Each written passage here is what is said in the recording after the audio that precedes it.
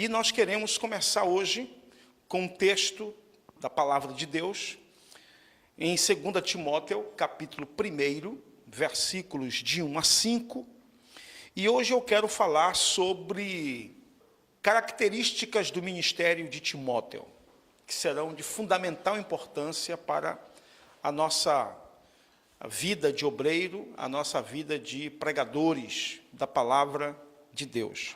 Vamos antes ler o texto de 2 Timóteo, capítulo 1, versículos de 1 a 5, que diz assim: Paulo, apóstolo de Jesus Cristo, pela vontade de Deus, segundo a promessa da vida que está em Cristo Jesus, a Timóteo, meu amado filho, graça, misericórdia e paz da parte de Deus Pai e da de Cristo Jesus, Senhor nosso.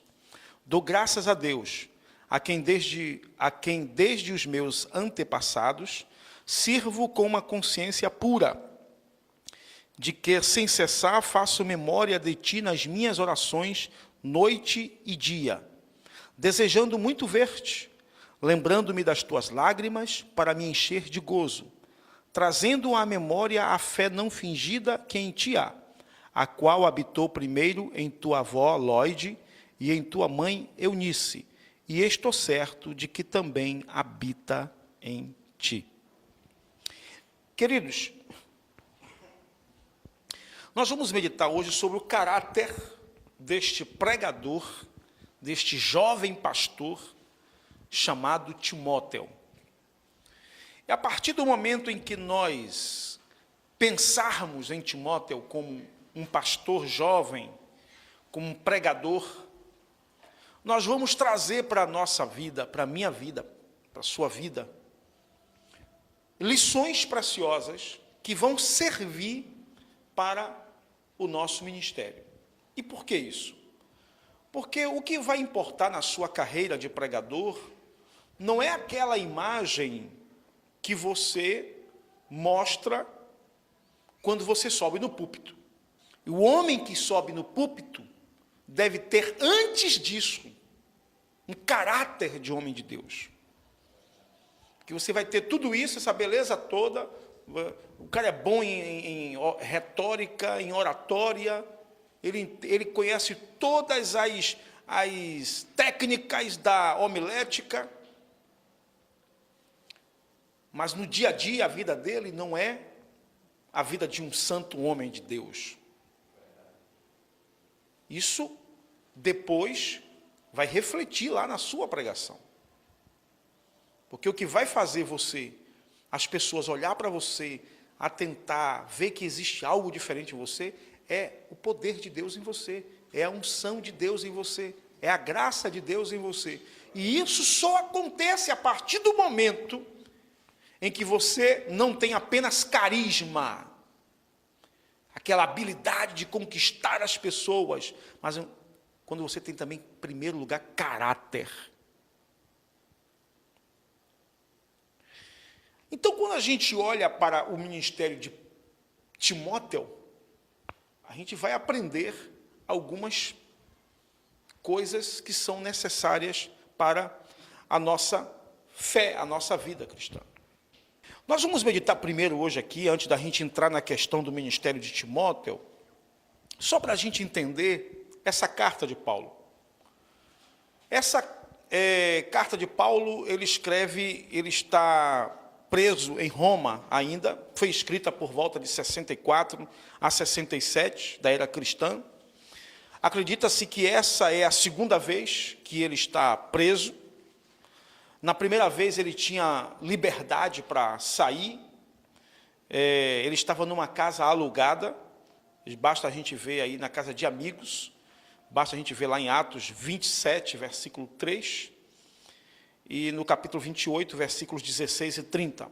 Porém, agora, Paulo, enquanto ele escreve esta carta, Paulo está preso e praticamente incomunicável. Quando você abre aí 2 Timóteo, por exemplo, capítulo 1, versículo 17, a Bíblia vai dizer que alguém encontrou dificuldades. Olha, eu falei o quê? 2 Timóteo 1,17 diz assim: Antes vindo ele a Roma, quem? Onesíforo, diligentemente me procurou e me achou. Isso quer dizer que cuidadosamente. Por que ele procurou cuidadosamente, diligentemente? Porque não estava sendo fácil encontrar Paulo. Então, essa segunda vez de Paulo preso foi uma coisa bem mais difícil. Lá no capítulo 4, 2 Timóteo, capítulo 4, versículo 17, Paulo vai dizer que estava sozinho, tinha sido abandonado pelos amigos. E Paulo só tem uma preocupação aqui agora. Eu estou passando o meu cajado, eu já estou indo embora daqui. Gente, é muito bom falar sobre isso aqui agora, porque essa é a minha preocupação e é a preocupação dos pastores hoje que têm responsabilidade com a palavra de Deus. Quem é que a gente vai deixar para dirigir a igreja quando a gente morrer? Quem é a próxima geração? Quem vão ser os pastores dos nossos filhos, dos nossos netos? Na mão de quem vai ficar a igreja? Então, Paulo estava preocupado com isso. Paulo estava preocupado com o futuro da igreja. Estava preocupado com a saúde espiritual da igreja. E quem eram os líderes que iriam tomar conta dessa igreja? Quando Paulo escreve essa carta, Paulo está passando o seu cajado para Timóteo, um jovem pastor. Então, quais são os principais objetivos dessa carta de Paulo? Primeiro, Paulo estimula Timóteo a dar continuidade ao ministério dele. Mas não era apenas dar continuidade, irmã Nayana. Era também preservar a sã doutrina. Queridos pregadores e pregadoras que estão aqui hoje, a coisa mais difícil que nós estamos encontrando hoje são pessoas que têm responsabilidade com o princípio hermenêutico da palavra de Deus. Que esteja preocupado em interpretar o texto sagrado e dar ao povo de acordo com o que a Bíblia realmente quer dizer. Porque o princípio hermenêutico diz que a Bíblia interpreta a própria Bíblia. Então tem muita gente fazendo arranjos. Essa semana eu estava vendo na internet um pregador que vocês conhecem, cujo nome eu não vou citar de novo mais uma vez, por uma questão ética. Mas o cara estava tentando mostrar que Jesus era rico.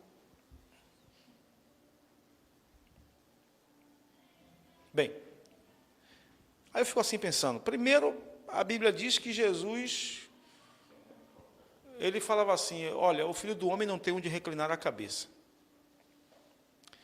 Segundo, Jesus vivia das ofertas que as mulheres davam para ele. Depois, Jesus um dia foram cobrar o imposto a Jesus. Jesus não tinha um tostão no bolso, mandou Pedro, alguém lá no mar, não foi? Jogar um anzol. E aí, na boca do peixe, veio o imposto dele e de Pedro. Então, eu não sei onde é que esse cara achou que Jesus é rico. Mas eu sei por que ele defende isso. Ele defende isso porque ele quer defender o dele. Não é isso? Ele quer defender o dele. Para justificar a riqueza dele, ele quer dizer que Jesus também foi rico. Mesmo que a Escritura não dê nenhuma base para isso. O Jesus, que era filho de carpinteiro, o carpinteiro era um trabalhador comum, como é em nossa sociedade, não tinha grandes riquezas. Jesus, na noite em que, quando Jesus foi consagrado no templo, né, por José e Maria, foi que eles levaram? Se vocês lembram? Levaram 2 pombas, que era a oferta, sabe de quê? Das famílias pobres. Então eu não sei de onde é que esse cara tira que Jesus era rico. Mas como ele precisa tirar do povo dinheiro para manter o seu status, então mesmo que ele fira todos os princípios hermenêuticos, ele vai fazê-lo por conta disso. Vocês estão aqui hoje, vocês têm que ter um compromisso, em primeiro lugar, com o que a palavra diz, mesmo que ela diga aquilo que a gente não quer ouvir. Mas o compromisso de um pregador de Deus, de um homem de Deus, de uma mulher de Deus, é com a palavra. Nós vamos estudar sobre hermenêutica aqui e nós vamos perceber esses princípios. Vamos estudar sobre esses princípios. Então, Paulo queria que Timóteo não somente o substituísse no ministério, mas que Timóteo preservasse a sã doutrina. No 2 Timóteo mesmo, no capítulo 1, 13 e 14, ele diz assim: conserva o modelo das sãs palavras que de mim tens ouvido, na fé e no amor que há em Cristo Jesus. Guarda o bom depósito mediante o Espírito Santo que habita em vós. Ele está falando do bojo da doutrina cristã. Então, só Timóteo, guarda essa doutrina, preserva essa doutrina. Instrui ao povo a partir desta doutrina. E vocês têm uma grande responsabilidade sobre isso, porque nós estamos vivendo uma época em que homens de Deus comprometidos com os princípios da palavra de Deus está se acabando. Nós temos ainda, claro, uma geração na internet, a gente vê aí toda hora grandes doutores, ensinadores da Escritura, da palavra de Deus. Mas, por outro lado, nós temos uma igreja, a igreja do oba-oba, a igreja da emoção, a igreja do show, a igreja do espetáculo, a igreja que está mais preocupada em sentir alguma coisa, esse evangelho do sentimento, do choro, da lágrima, da emoção, que é colocado em primeiro plano em detrimento da razão. E eu aprendi uma coisa, queridos, nós aprendemos uma coisa na palavra de Deus, é que antes do evangelho, da mensagem, fazer qualquer coisa aqui dentro, me levar a chorar, a me arrepender, a me emocionar, porque faz parte, porque nós somos seres constituídos também de emoção, de sentimentos. Ela passa por aqui primeiro.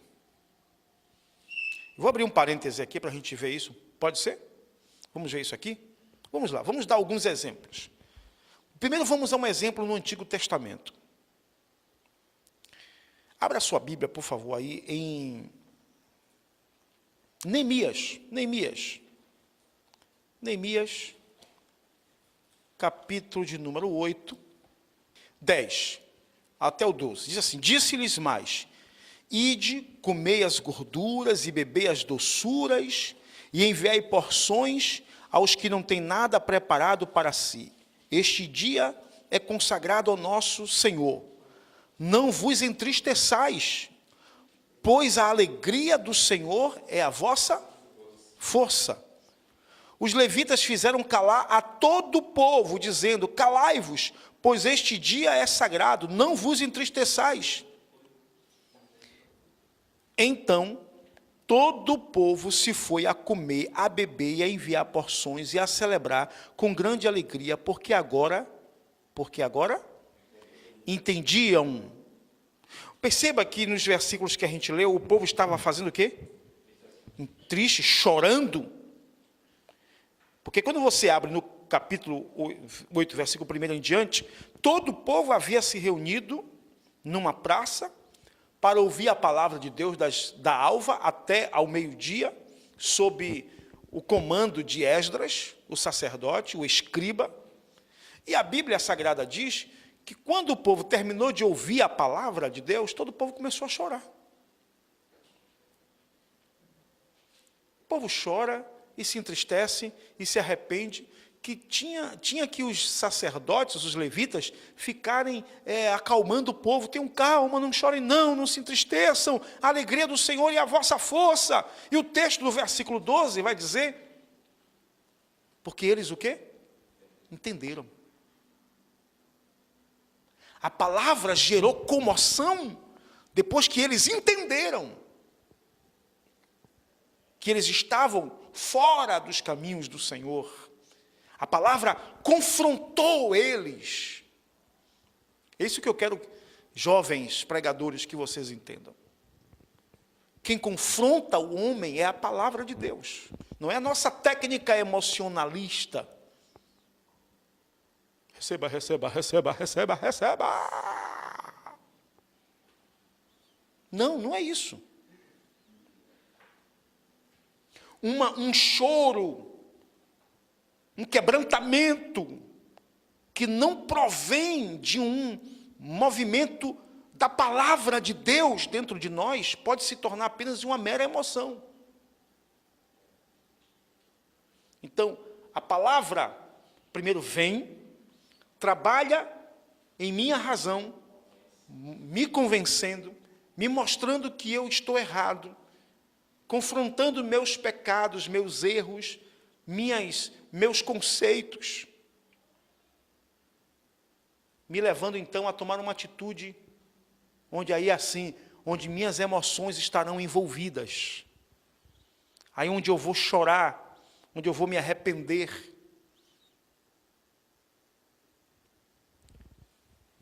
Quando você abre a Bíblia também em Mateus, capítulo 13, vamos lá ao versículo 18 em diante, onde Jesus começa a explicar a parábola do semeador. Ele diz assim: escutai, pois, vós a parábola do semeador. Ouvindo alguém a palavra do reino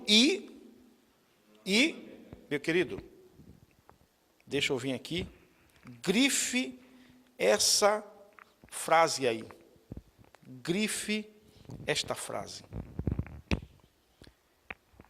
No primeiro versículo aí diz que não entendendo. Alguém pode seguir aí a leitura para mim?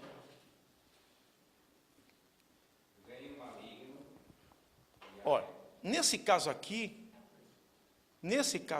quem não entende, a palavra não passou por aqui, não criou raízes, não teve oportunidade de guardar, de argumentar dentro dele, em sua mente. O que aconteceu? O maligno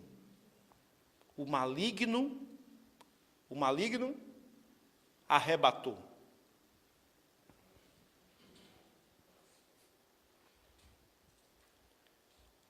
Quem pode prosseguir para mim a leitura? O maligno vem e arrebata o que foi semeado no seu coração. Sim. Este é o que foi semeado ao pé do caminho. Pois não. Porém, o que foi semeado em pedregais é o que ouve a palavra e logo a recebe com alegria. Mas não tem raiz em si mesmo. Bom, pronto, olha. Esse aí recebe a palavra com alegria. É o que caiu entre as pedras, né? Os pedregais. Esse aí recebe a palavra com alegria. Mas você vai perceber aí que não tem a expressão, não vai dizer se ele entendeu a palavra. Recebeu a palavra. Mas veja que existe uma outra palavra aí, que é a palavra o quê? Alegria. Alegria é um sentimento provindo das nossas emoções. O que foi que aconteceu com esse cara? Não criou o quê? Raiz. Prossiga aí, por favor. Mas não tem raiz em si mesmo. Antes é de pouca duração e chegada a angústia e a perseguição por causa da palavra logo se ofende. O que foi semeado entre espinhos é o que ouve a palavra, mas os cuidados deste mundo e a sedução das riquezas Muito bem. Prossiga. Muito bem, prossiga. Mas o que foi semeado em boa Agora percebam bem, o que foi semeado em boa terra é o que ouve. Olha aqui, é o que ouve e compreende. Meu irmão, é o que ouve e compreende. Então, nós temos aqui a palavra entender e a palavra compreender. São palavras que estão relacionadas com a nossa razão, com a nossa capacidade de entender a palavra, de processar a palavra dentro de nós, a ponto de nossas faculdades entenderem o que Deus quer falar conosco. Você vai ver que essa última aí deu fruto. Uma a 30, outro a 60 e outro a 100. Vocês estão me entendendo? Os outros deu problema porque não entenderam a palavra. Os outros, a palavra passou pelo processo mais das emoções, da euforia. Recebeu a palavra com alegria, com entusiasmo. Então, vocês, como pregadores que vocês são, vocês têm que estarem comprometidos com uma pregação onde a palavra de Deus faça o papel que você nunca vai fazer. Você nunca vai fazer. Esse é o grande problema aqui.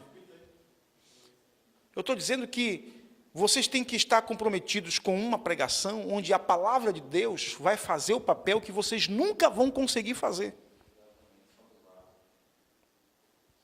Então, não fiquem preocupados com técnicas de... É bom você ter uma boa oratória? E nós vamos tratar sobre isso aqui em nosso curso. Boa oratória, boa retórica, saber se comportar bem no púlpito, não é? É muito bom. É excelente. Mas não é isso que convence o homem dos seus pecados. Quem tem esse poder é a palavra de Deus através do Espírito Santo do Senhor. Então, Paulo estava preocupado justamente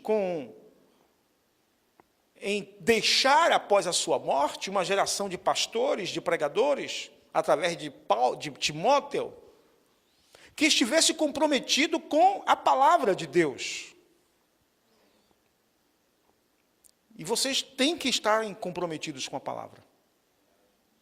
Se o compromisso de vocês for ganhar dinheiro como pregador, caiam fora desse barco. Caiam fora desse barco. Esse barco é furado.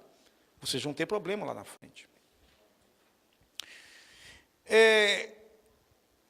Paulo também queria que Timóteo, enquanto alguém que iria lhe substituir no ministério, só colocasse na obra homens idôneos, homens maduros.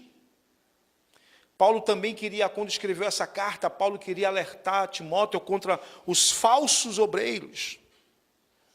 Paulo também queria que Timóteo usasse a Bíblia, a palavra de Deus, como um antídoto contra uma vida cristã superficial.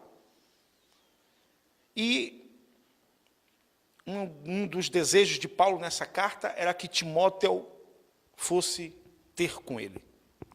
Fosse passar alguns momentos, nos últimos instantes de vida que Paulo tinha. Mas eu quero falar para vocês o seguinte. Quais foram as impressões que Timóteo deixou em Paulo? Eu quero falar para vocês sobre duas coisas aqui, que são importantes para o meu ministério e para o ministério de vocês. Duas coisas importantes. E eu pergunto a você, qual é a impressão, meu irmão, que você deixa nas pessoas? O que é que existe em você que chama a atenção das pessoas? O que chamou a atenção de Paulo em Timóteo? E aí eu tenho que ler para vocês novamente.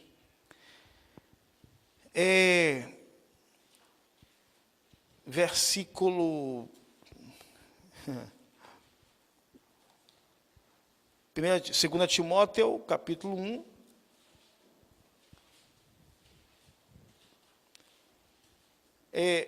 versículo 4, lembrando-me das tuas lágrimas. E o versículo 5 diz, trazendo à memória a fé não fingida que há em ti. Então, duas coisas que Paulo lembrou de Timóteo. Argolo. Suas lágrimas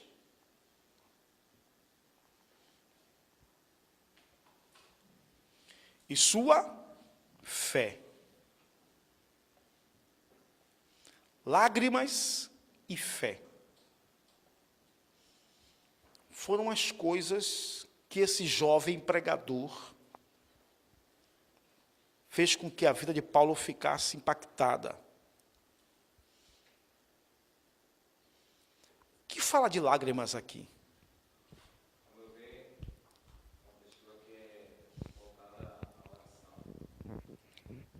Sim, súplica e o que mais? Arrependimento? Não, vai muito mais do que isso aí. Não. Vai mais do que isso. Lágrimas aqui fala da vida de um obreiro que sofre pela obra de Deus. Que paga o preço pela obra de Deus. Eu pergunto a você, e a mim mesmo também, à medida que eu lhe pergunto, eu pergunto a mim mesmo também. Eu e você estamos chorando pelas pessoas para as quais nós estamos pregando? Nós estamos nos derramando de madrugada por essas pessoas? Ou as pessoas que estão nos ouvindo na plateia durante nossa pregação são apenas se constituem apenas em número para nós. Eu fui pregar num lugar, pastor, para 5.000 pessoas. Glória a Deus. Tem um pregador que gosta de destacar isso, né? Preguei para 5.000 pessoas na cidade tal. Aí eu vou para um texto da Bíblia que eu sempre gosto de comentar. João, capítulo 4. Versículo 1 diz assim: quando os fariseus ouviram que Jesus fazia e batizava mais discípulos do que João, se bem que Jesus não batizava, e sim os seus discípulos, ele deixou a Judéia e voltou outra vez para a Galileia. Permita-me de observar aqui algo, meu irmão. Qual era a fama de Jesus? Qual era a fama de Jesus? Não leu, não foi? Qual era a fama de Jesus aí?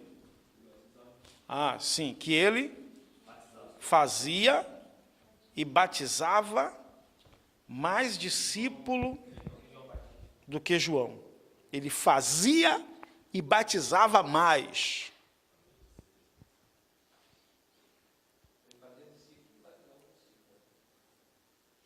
Aí o texto diz assim, embora ele mesmo não batizasse.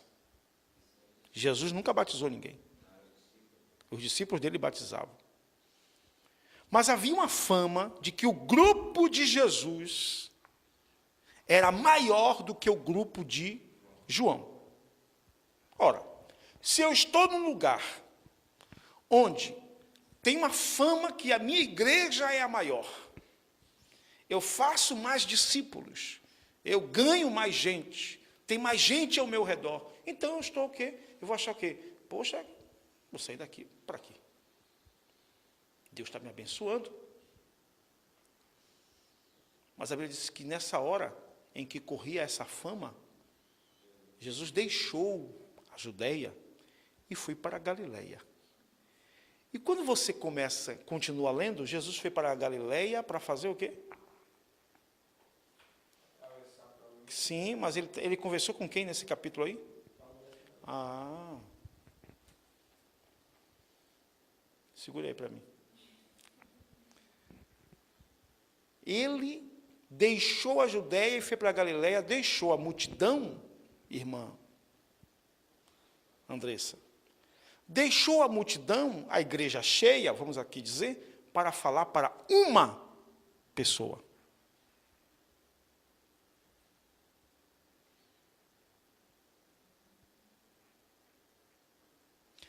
Porque Jesus se importava com as pessoas.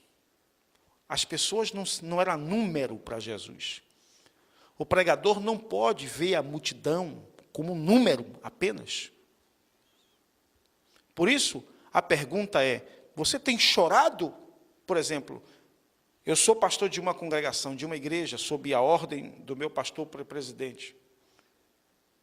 Eu tenho chorado por essa igreja? Será que eu pago o preço de madrugada chorando por esse povo? Ou esse povo é apenas um número para mim? Onde eu chego assim, domingo, rapaz, a igreja hoje estava lotada, glória a Deus. Então, Timóteo era um tipo de obreiro que chorava pela causa, pela igreja, sofria pela igreja. E isso deixou Paulo impactado. Querido, quando você estiver lá no púlpito pregando, é bom que você não seja visto somente como o cara que deu a boa palavra naquela noite, gente. Mas que, na essência, você seja um homem de Deus que está ali porque você tem compromisso com Deus e com aquelas pessoas. Porque você ama resgatar as pessoas, restaurar as pessoas por intermédio da pregação da palavra de Deus. Então Paulo disse, eu estou impressionado com você. O que não me sai da minha memória sobre você são suas lágrimas. Mas a outra coisa é que você tem uma fé não fingida. Você tem uma fé não fingida. A sua fé não é resultado de uma religiosidade. A sua fé é resultado de uma história de vida. Isso foi sendo construído ao longo do tempo. É isso que a gente vai ver aqui agora. No capítulo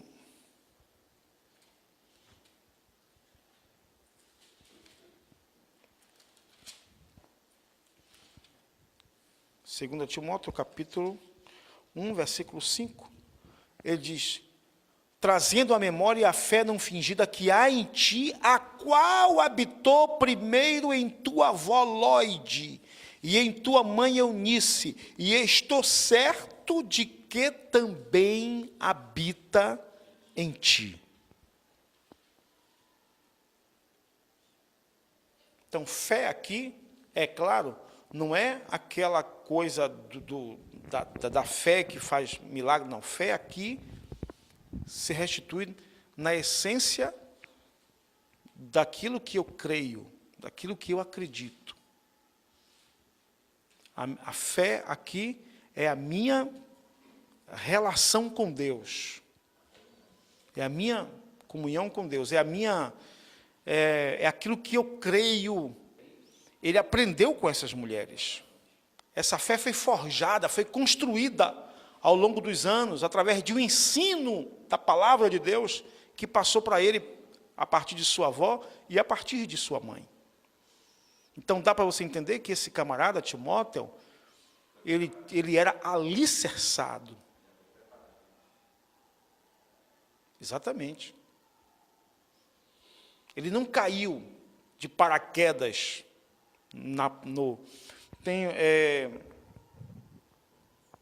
vamos adiantar aqui, porque tem muita coisa boa ainda para a gente aprender.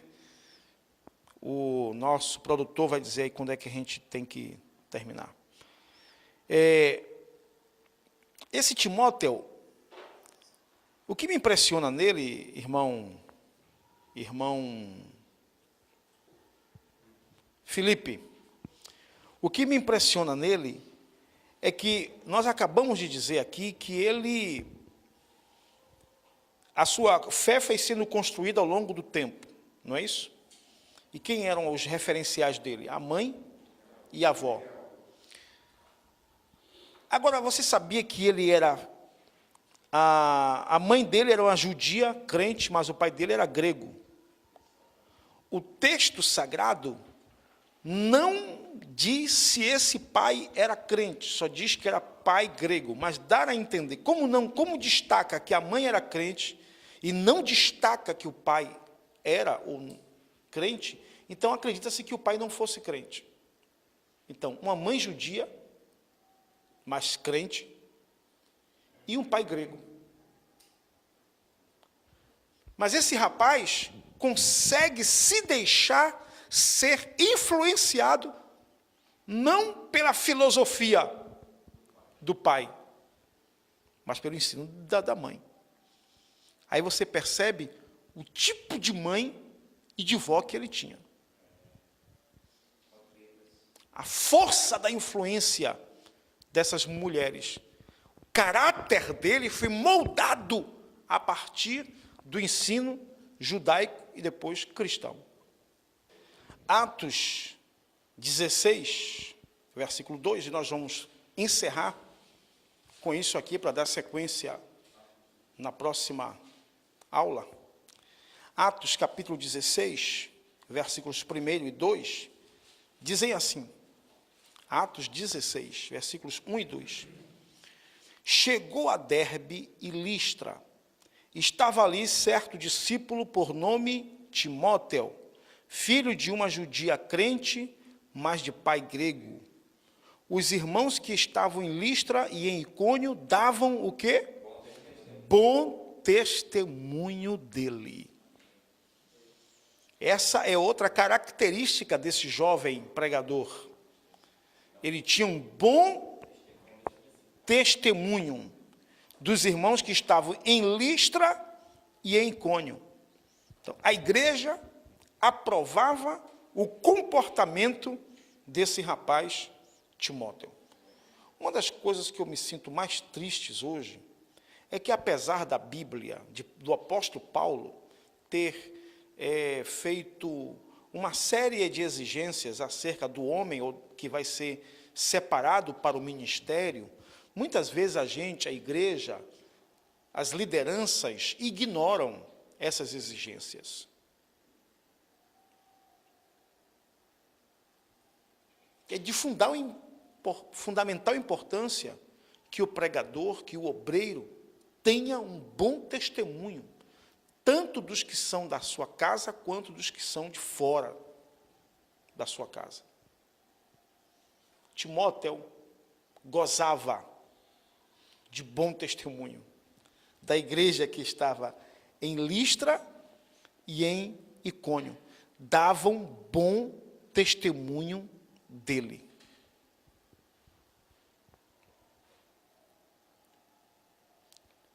Conversando essa semana com um pastor amigo meu, pastor Melquisedeque, ele me falava que existem, não é, alguns pregadores hoje em dia aí de péssima reputação. De péssima reputação. E esse tipo de notícia é inadmissível quando você olha para a Escritura e percebe que a Escritura exige que o obreiro tenha um bom testemunho. É interessante que a igreja lá, quando estava com aquele problema lá no capítulo 6 de Atos, uma das primeiras coisas que os apóstolos falaram, olha, procurai dentre vós homens cheios do Espírito Santo e de boa reputação. Homens irrepreensíveis. Homens que a comunidade cristã, a comunidade também não cristã, olhe para ele e diga, não, esse cara é o cara. Esse cara tem um bom testemunho, esse cara é diferente.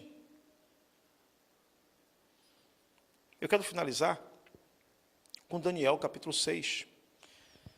Daniel, capítulo 6, diz que procuraram ocasião contra Daniel e não acharam nele culpa alguma, gente. Vamos dizer aí que quiseram fazer com Daniel um lava-jato. uma CPI, investigar tudo para ver se está envolvido com alguma coisa errada. Procuraram e não encontraram.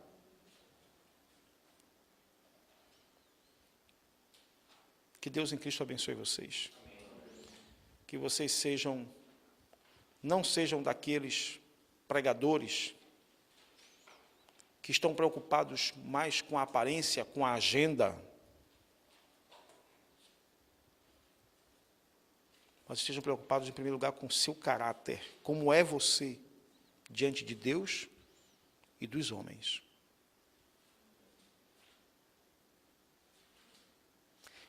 Por exemplo, como é você quando você está sozinho com a internet? Como é você se colocar você num quarto sozinho lá, né, com Wi-Fi livre? Como é a sua conversa nas redes sociais? Como é que você conversa, vocês que são homens? Como é que vocês conversam com as menininhas? As menininhas que estão aqui, as irmãs que estão aqui.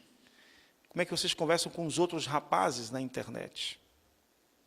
Isso tudo vai mostrar quem você realmente é. Não é aquele Jean de paletó e gravata no púlpito da igreja, não.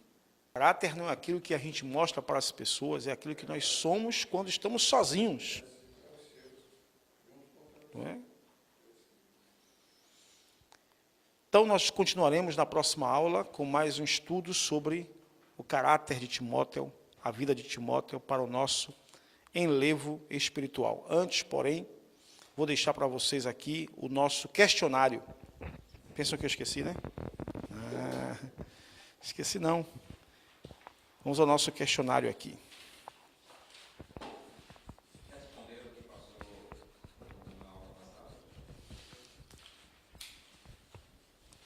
Não me deram.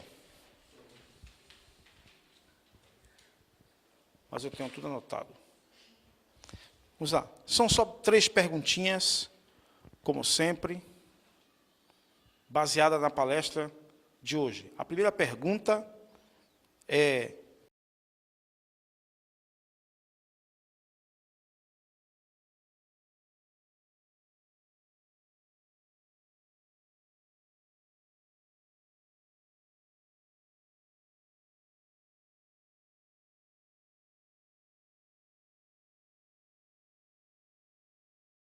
antes de atingir nossas emoções, o que deve atingir a palavra de Deus em nós? Ok, essa é a primeira pergunta. A segunda pergunta é: cite 2 objetivos da carta de Paulo, da segunda carta de Paulo a Timóteo.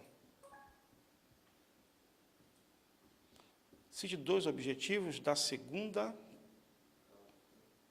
carta de Paulo a Timóteo.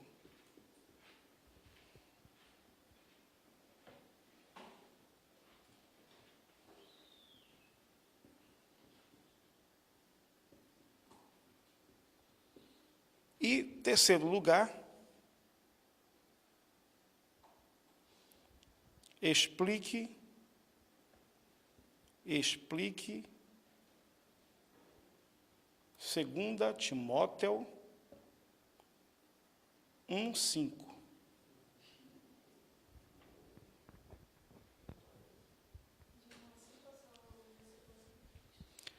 O capítulo 1, versículo 5. Só o versículo 5. Tá bom? Queridos, Deus abençoe a vocês. A gente se encontra, você que está na internet, Deus abençoe a sua vida. A gente se encontra na próxima semana com mais um Senop, Seminário para Novos Pregadores. Até a próxima e que Deus te abençoe.